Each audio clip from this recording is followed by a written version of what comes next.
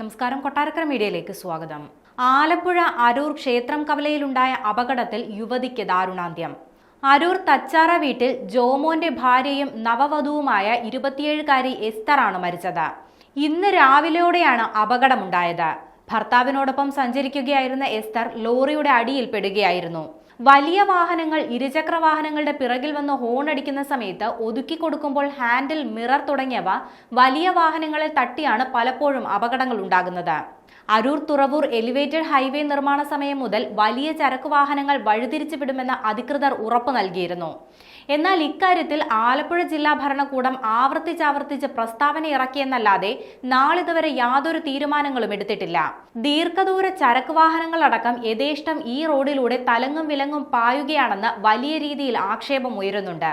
ഇക്കാര്യം ഉറപ്പുവരുത്തേണ്ട ഉദ്യോഗസ്ഥരാകട്ടെ ഇതൊന്നും അറിഞ്ഞ മട്ടയില്ല എന്ന രീതിയിലാണ് നിലകൊള്ളുന്നത്. സീറ്റ് ബെൽറ്റ്, ഹെൽമറ്റ് തുടങ്ങിയ കാര്യങ്ങളിൽ പെറ്റിയടിക്കുക മാത്രമാണ് അവരുടെ കർത്തവ്യമെന്ന മട്ടിലാണ് കാര്യങ്ങളുടെ പോക്കെന്നാണ് നാട്ടുകാരുടെ പരാതി. കോടതി ഇടപെട്ടിട്ട് പോലും ഇക്കാര്യത്തിൽ ഇതുവരെ ഒരു തീരുമാനമുണ്ടാകാത്തതിൽ ജനങ്ങൾ ആശങ്കയിലാണ്. ജൂൺ ആദ്യവാരം സ്കൂൾ തുറക്കുന്നതോടെ ഈ പാതയിലെ തിരക്ക് ഇനിയും ഇരട്ടിയാകും. ഏകദേശം 50ഓളം മരണങ്ങൾ ഈ പാതയിൽ ഇതിനോടകം തന്നെ നടന്നു കഴിഞ്ഞതായാണ് കണക്കുകൾ വ്യക്തമാക്കുന്നത്.